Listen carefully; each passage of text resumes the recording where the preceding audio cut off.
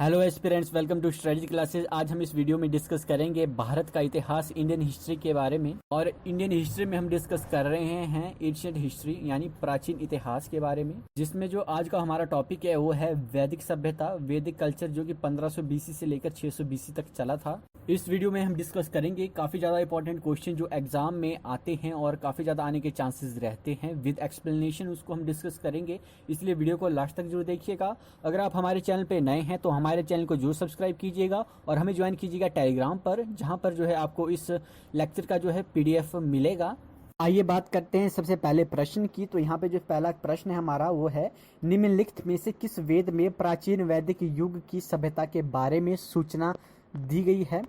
तो इसका जो सही उत्तर रहता है, जो हमें इंफॉर्मेशन जो है प्राचीन वैदिक काल के बारे में या युग के बारे में मिलती है, वो मिलती है हमें ऋग्वेद से। और इसका सही उत्तर रहता है ऋग्वेद। और ऋग्वेद के बारे में मैं आपको बता दूं कि ऋग्वेद जो है ओल्डेस्ट टेक्स्ट है वर्ल्ड का, सबसे पुराना जो है वेद माना जाता है। ऋग्वेद को सबसे पुराना है। और ये प्रश्न भी यहाँ से आता है कि सबसे पुराना टेक्स्ट जो है क्या है अब दुनिया में, तो वो है ऋग्वेद। ऋग्वेद भारतीय आर्यों का ही नहीं अपितु समस्त आर्य जाति की प्राचीनात्मक रचना है। यह भारत तथा भारतोत्तर प्रदेश के आर्यों के इतिहास, भाषा, धर्म एवं उनकी सामान्य संस्कृति पर प्रकाश डालती है।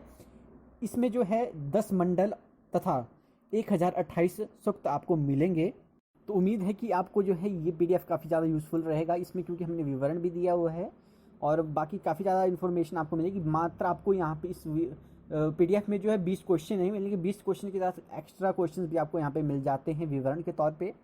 नेक्स्ट बात करें, वैदिक गणित का सर्वाधिक महत्वपूर्ण ग्रंथ है। तो वैदिक मैथ्स का जो है सबसे इम्पॉर्टेंट जो ग्रंथ रहता है वो रहता है शुल्ब सूत्र। वैदिक गणित का सर्वाधिक महत्वपूर्ण ग्रंथ शुल्ब सूत्र है। इसमें यज्ञ स्थल तथा अग्नि वेदी के निर्माण तथा माप से संबंधित नियम वर्णित किए गए हैं। तो माप से संबंधित भी हमें शुल्ब सूत्र में मिलता है वर्णन। तो नेक्स्ट बात करें थर्ड क्वेश्चन का, वैदिक आर्यों का प्रमुख भोजन था। और वैदिक आर्य जो थे उनका जो प्रमुख भोजन था वो क्या था? तो उनका प्रमुख भोजन था दूध और इसके उत्पाद। इसका सही उत्तर है ऑप्शन बी। तो आइए इसके बारे में जानते हैं। वैदिक आर्यों के भोजन में दूध, घी, दही आदि का प्रमुख महत्व है। ऋग्वेद में दूध में जौ डालकर क्षीर, पकोदक तथा दही में बनने वाले पनीर का उल्लेख मिलता है। तो दूध और ये जो होता है हमारा जौ डालकर क्षीर और पनीर का उल्लेख जो है हमें ऋग्वेद में मिलता है, ऋग्वेद में मिलता है इसका उल्लेख। और जौ के सत्तू को दही में डालकर करम्भ नामक भोज्य पदार्थ तैयार किया जाता था। और ऋग्वेद में चावल और नमक का भी उल्लेख हमें मिलता है। तो चावल और नमक का उल्लेख भी हमें जो है ऋग्वेद में मिलता है। तो मैं कह रहा हूँ ये काफ़ी ज़्यादा इंपॉर्टेंट है, इसलिए हम इसको टेलीग्राम पे डाल देंगे। इसलिए हमारे टेलीग्राम को जरूर ज्वाइन कीजिएगा, क्योंकि जो भी पीडीएफ आपको मिलेगा वो टेलीग्राम पे मिलेगा। नेक्स्ट क्वेश्चन, क्वेश्चन नंबर 4, निम्नलिखित में से कौन सा अन्न मनुष्य द्वारा सबसे पहले प्रयोग में लाया गया था? तो सबसे पहले जो है प्रयोग में लाया गया था वो था ऑप्शन ए जौ। जौ को जो है वो अन्न है, जौ वो अन्न है जिसे जो है सबसे पहले प्रयोग में लाया गया था। नेक्स्ट क्वेश्चन की बात करें, क्वेश्चन नंबर 5, वैदिक लोगों द्वारा किस धातु का प्रयोग पहले किया गया था? तो सबसे पहले जो है ऑप्शन डी, तांबे का उपयोग जो है किया गया था। तो यहाँ पे जो है ऋग्वेदिक लोगों द्वारा सर्वप्रथम तांबे का प्रयोग किया गया था। ऋग्वेद में अयास नामक धातु का उल्लेख मिलता है, किंतु इसकी पहचान संदिग्ध है। इसकी पहचान नहीं की गई कि अयास क्या हुआ, लेकिन कुछ विद्वानों ने इसे कहा है कि ये शायद तांबा, कांसा या लोहा बताते हैं कुछ विद्वान। लेकिन ऋग्वेदिक काल के आर्यों को जो है लोहे से परिचित नहीं थे, वो लोहे से परिचित नहीं थे। तो ये भी एक काफ़ी ज़्यादा इंपॉर्टेंट यहाँ पे रहता है कि ऋग्वेदिक काल के आर्य जो थे वो किस धातु से जो है परिचित नहीं थे। उसका सही उत्तर रहता है लोहा। तो वो लोहे से परिचित नहीं थे। नेक्स्ट क्वेश्चन, क्वेश्चन नंबर 6 देखें, वेद शब्द का अर्थ है। तो वेद शब्द का क्या अर्थ रहता है? वेद तो यहाँ से पता लगता है कि उसमें जो है काफ़ी ज़्यादा नॉलेज हमें वेद से मिलता है, इसलिए जो है एक ज्ञान जो है वेद का अर्थ रहता है। तो ऑप्शन ए जो है यहाँ पे सही उत्तर है।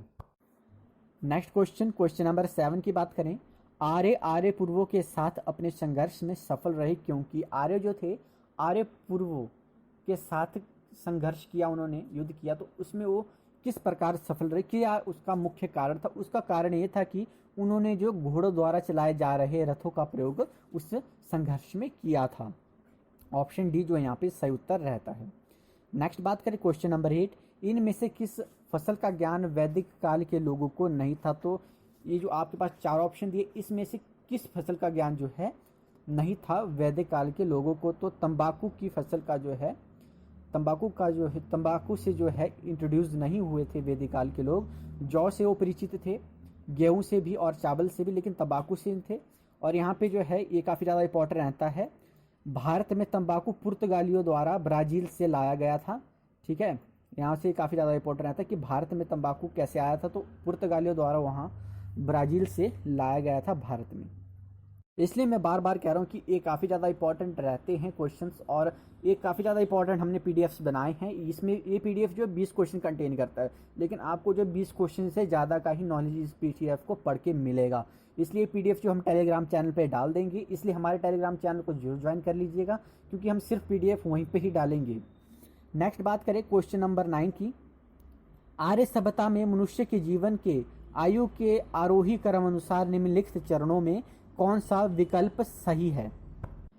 तो यहाँ जो है हमें अरेंज करना है, तो अरेंज में जो है सबसे ऑप्शन ए जो सही इसका उत्तर रहता है। सबसे पहले जो ब्रह्मचर्य रहता है आपका 25 साल तक, फिर उसके बाद गृहस्थ जीवन आता है जो कि 50 साल तक चलता है, उसके बाद वानप्रस्थ जो कि आपका 75 साल तक रहता है, और 75 साल के बाद जो है संन्यास, और 100 ईयर्स यहाँ पे कंप्लीट हो जाते हैं। तो ये यहाँ पर जो है ए ऑप्शन जो है सही उत्तर रहता है। आइए नेक्स्ट क्वेश्चन की बात करें, क्वेश्चन नंबर 10, प्रारंभिक आर्यों के बारे में निम्नलिखित कथनों में से कौन सा कथन सही है? तो यहाँ पे 4 ऑप्शन दिए हैं, इनमें से जो 3 सही हैं और एक गलत कथन है आर्यों के बारे में। तो वे संस्कृत बोलते थे, तो ये सही है। वे घुड़सवारी भी किया करते थे, ये भी सही है। वे कई झुंडों में भारतवर्ष पहुंचे, तो ये भी सही है। वे मुख्यतः नगरों में निवास करते थे, तो ये बिल्कुल गलत है, वो नगरों में निवास नहीं करते थे। प्रारंभिक आर्य मुख्यतः गांवों में निवास किया करते थे, तो गांव में वो निवास किया करते, तो ये जो है गलत है, तो इसका सही उत्तर है ऑप्शन डी। नेक्स्ट बात करें क्वेश्चन नंबर 11, आरंभिक वैदिक काल में वर्ण व्यवस्था आधारित थी, तो वर्ण व्यवस्था थी वो किस पर आधारित थी? शिक्षा पर आधारित थी, जन्म पर, प्रतिभा पर, या व्यवसाय पर? तो वो जो वर्ण व्यवस्था थी वो आधारित थी आपकी व्यवसाय पर। व्यक्ति किस प्रकार का काम करता था उस आधार पर जो है वर्ण का विभाजन किया गया था, ना कि जन्म, शिक्षा और प्रतिभा के आधार पर।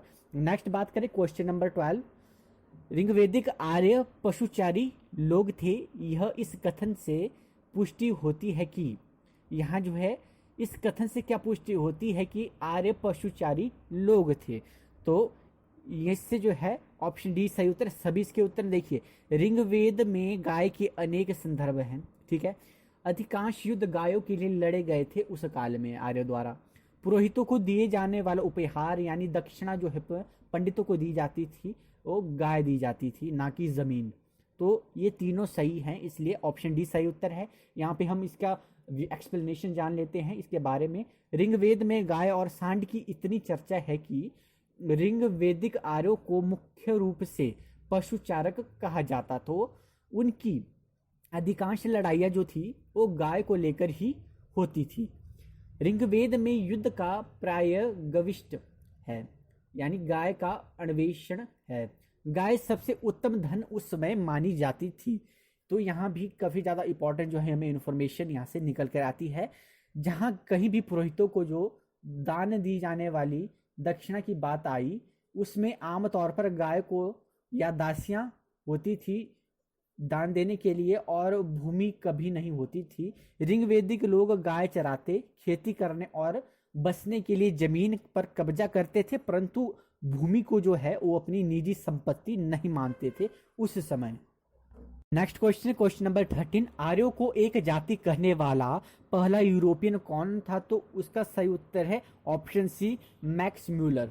तो यहाँ पे मैक्स म्यूलर महोदय आर्यों का आदि देश जो है मध्य एशिया, सेंट्रल एशिया, रोड्स बैक्टीरिया को मानते हैं।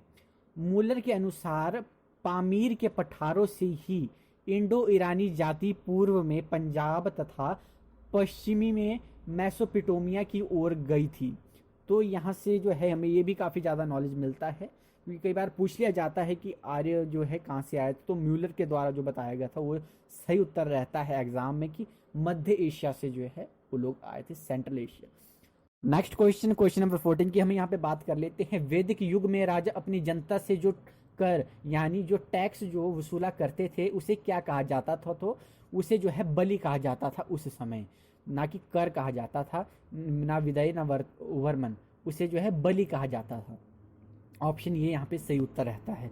नेक्स्ट क्वेश्चन, क्वेश्चन नंबर 15 की बात करें, प्रसिद्ध गायत्री मंत्र कहाँ से लिया गया है, तो प्रसिद्ध गायत्री मंत्र है वो आपको मिलेगा ऋग्वेद में। ऋग्वेद को देखिएगा, वहां पर जो है आपको गायत्री मंत्र जो है मिल जाता है सब। नेक्स्ट क्वेश्चन, क्वेश्चन नंबर 16 की यहाँ पे बात कर लेते हैं। भारतीय प्रतीक पर उत्कीर्ण सत्यमेव जयते लिया गया है, ये कहाँ से लिया गया है, ये जो है मंडोपनिषद से लिया गया है सत्यमेव जयते, तो यहाँ पे ऑप्शन डी सही उत्तर रहता है। नेक्स्ट क्वेश्चन, क्वेश्चन नंबर 17 की हम यहाँ बात करें, निम्नलिखित में से वह दस्तकारी कौन सी है जो आर्य द्वारा व्यवहार में नहीं लाई गई थी, तो कौन सी नहीं लाई गई थी, जो मतलब बुनकर का काम होता था या आभूषणकार का, तो कौन सी नहीं लाई गई थी, तो लोहार का जो काम था, लोहारगिरी जो है यहाँ पे व्यवहार में नहीं लाई गई थी उस समय। तो यहाँ पे जो है ऋग्वेद में बढ़ाई, रथकार, बुनकर, चर्मकार, कुम्हार, स्वर्णकार आदि दस्तकारों का वर्णन है, जबकि उत्तर वैदिक आर्यों की प्रमुख दस्तकारी में भी लोहार का वर्णन नहीं मिलता है। हालांकि इस काल में लोहे की जानकारी जो है आर्यों को हो गई थी।